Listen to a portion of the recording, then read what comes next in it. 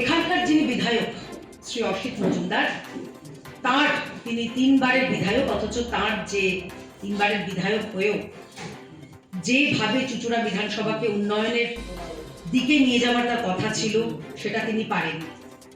সেই কাজে তিনি ব্যর্থ এবং তার খতিয়ান আমরা তুলে ধরবো একে একে। বেশ কিছু কথা রয়েছে যেটা আমি আমাদের যারা এখানকার নেতৃত্ব রয়েছেন তাদের মনুষ্যত্বের কারণে এবং তাদের আন্তরিক অনুরোধে আমি কিছু কথা বাদ দিচ্ছি, কারণ আমরা শিষ্টাচারে বিশ্বাস করি, এটাই ভারতীয় জনতা পার্টির সংস্কার। অসিত মজুমদারের বিরুদ্ধে কিন্তু মহিলা পুরকর্মী এবং মহিলা পঞ্চায়েত প্রধানের সঙ্গে যে অভব্য আচরণ তার অভিযোগ উঠেছে। আমরা দেখানো হয়েছে যে একজন বিধায়ক, একজন মা মাটি মানুষের নেতা হয়েও, সেই দলের একজন প্রতিনিধি হয়েও, নির্বাচিত জনপ্রতিনিধি হয়েও তিনি কিভাবে বেশিরভাগ সময়তে মহিলাদের সঙ্গে অভব্য আচরণ করেছেন তার উদাহরণ রয়েছে ভুরি ভুরি। প্রথমে এটা দিয়েই শুরু করতাম। এছাড়া কিন্তু তার নামে পুকুর ভরাটে, বেআইনিভাবে পুকুর ভরাটের ভরপুর অভিযোগ এসেছে।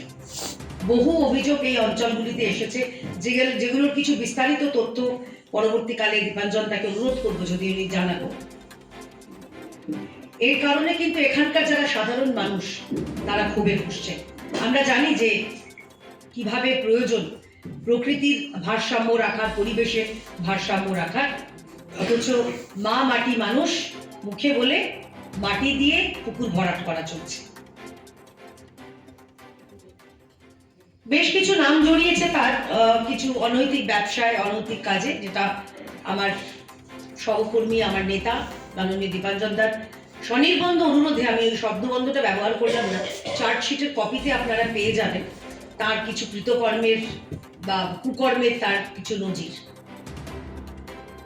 চুঁচুড়া বিধান পুরসভার 2 নম্বর এলাকায় সেখানে বেহাল রাস্তার মেরামতির দাবি জানিয়ে আসছেন এখানকার সাধারণ বাসিন্দা যারা রয়েছে, কিন্তু কর্ণপাত করা হয়নি।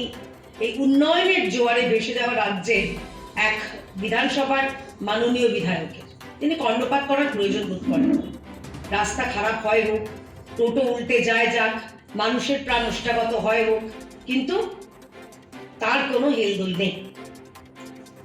হুগলি চুঁচুড়া পুরসভার প্রায় 2000 কর্মীর অনিয়মিত বেতন, এখনো পর্যন্ত সেই বেতন অনিয়মিত রয়েছে, আমরা যা খবর পেলাম গৌতম দার কাছ থেকে জিজ্ঞাসা করে।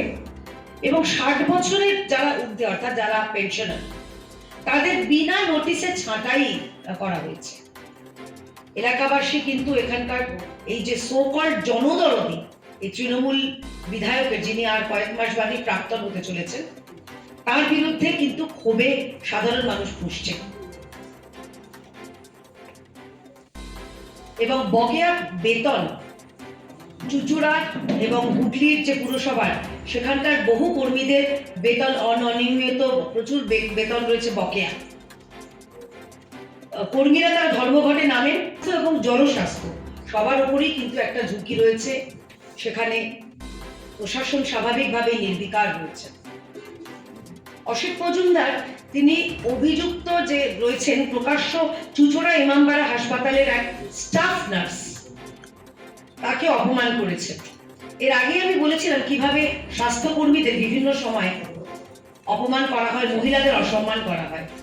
একজন যে দলের সুপ্রিমো মহিলা, সেই দলের একজন প্রতিনিধি একজন স্টাফ নার্সকে কিভাবে অপমান করেছেন, এবং স্বাস্থ্যকর্মীদের প্রতি, ডাক্তার বলুন, নার্স বলুন, যারা অ্যাসিস্ট্যান্ট হেলথ ওয়ার্কার বলুন, তাদের প্রতি সরকারের কি মনোভাব, সেটা আমরা আগেও দেখেছি, অভয়ার সময়ও দেখেছি, অভয়ের আগেও দেখেছি, অভয়ের পরেও দেখছি। হুগলি ইমামবাড়া হাসপাতালের প্রচন্ড নোংরা অবস্থায় স্টাফ নার্সকে উনি অপমানিত করছেন, খারাপ কথা বলছেন, অশ্লীলভাবে তাকে সম্বোধন করছেন। এছাড়াও হাসপাতালটা তো অন্তত পরিষ্কার করুন, সে হাসপাতালও পরিষ্কার করার কোনো রকম সদিচ্ছা বা লক্ষণ দেখা যায়নি মাননীয় অসিত মজুমদারের তার কাজের ফিরিস্তিতে। হয়তো ব্যস্ত আছেন অন্যান্য পুকুর ভরাট কাজে বা অন্যান্য অনেক কাজ থাকে, তো কাজ না অকাজ আমি জানি না, কিন্তু সেটার কারণেই হয়তো তিনি সময় করে উঠতে পারেননি। এত নোংরা অবস্থা যে সেখানে রোগী এবং তাদের কিন্তু মানে স্বাস্থ্যের ঝুঁকি রয়েছে, বিপর্যস্ত রয়েছেন তারা।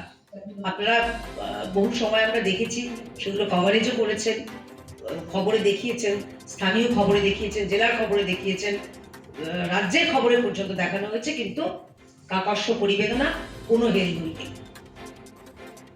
এখানকার অক্সিজেন প্লান্ট, চুঁচুড়া হাসপাতালের অক্সিজেন প্লান্ট শেষ কবে সেটা কাজ করেছে সেটা মনে পড়ছে না আমাদের কারোর।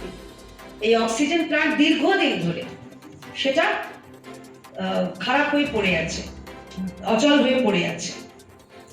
এবং পূর্ব প্রতিশ্রুতি মতন মেডিকেল কলেজের কিন্তু আজও একটা ইট গাঁথা হয়নি।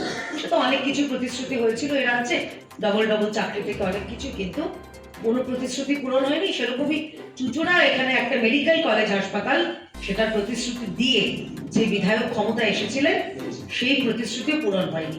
পরবর্তীকালে ভারতীয় জনতা পার্টির সরকার এলে, আমাদের বিধায়ক এলে, আশা করব তিনি তার প্রতিশ্রুতি পূরণ করতে পারবেন। তৃণমূল নেতা এবং প্রাক্তন চুঁচুড়া মগরা ব্লকের চেয়ারম্যান, এই ঘটনাটা 2022 বা 23, খুব ভুল না করলে আপনাদের নিশ্চয়ই স্মরণে রয়েছে। এখানকার এক নেতার ছেলে দিলীপ দাস, তার ছেলে জয়প্রকাশ দাসের কাছ থেকে বিপুল পরিমাণ অস্ত্র উদ্ধার করা হয়েছিল। নিশ্চয়ই আপনাদের সংবাদ মাধ্যমের বন্ধুদের সেই কথাটা মনে আছে। প্রায় 200 রাউন্ড গুলি পর্যন্ত উদ্ধার করা হয়েছিল এবং 2 কোটি টাকা নগদ। অবশ্য 2 কোটি টাকা নগদটা এখন তো জলভাত হয়ে গেছে, যেখানে আমরা 56 কোটি দেখেছি খাটের তলায়, বাথরুমের মধ্যে, সেখানে 2 কোটি টাকা তো স্বাভাবিকভাবেই সাধারণ মানুষের মনেও থাকে। চুঁচুড়া দাসপাড়া এলাকায় এখানে প্রবল আতঙ্ক ছড়ায়, আবর্জনা ড্রামের মধ্যে মানব কঙ্কাল উদ্ধার হয়েছিল। এলাকায় সিসিটিভি নেই, তাই অপরাধী শনাক্ত করা যায়নি। স্বাভাবিকভাবেই যারা সাধারণ মানুষ রয়েছে তাদের জীবন ওষ্ঠাগত, আর এই যে বিধায়ক রয়েছেন তথা তৃণমূলের যারা রয়েছেন এখানকার পুরসভা এলাকায়, তাদের কোনো রকম হেলদোল নেই।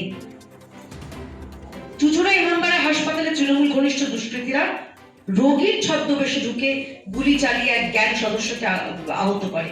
এটা তো সেই বিভিন্ন জায়গায় দেখেছি, গুলি গোলা, লুটতরাজ, বন্দুক। গত 2 দিন আগে কলকাতার ভর সন্ধ্যেবেলা আমরা দেখেছি কাকুলিয়ায় যে ঘটনাটা ঘটেছিল, আপনারাও জানেন।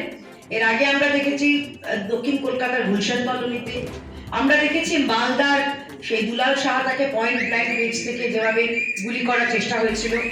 আর এখানেও আমরা দেখেছি এক ঘটনা, এবং আরেকটু এগিয়ে, এ তো পুরো হিন্দি ফিল্মের মতন, ছদ্মবেশে এসে গ্যাং ওয়ার।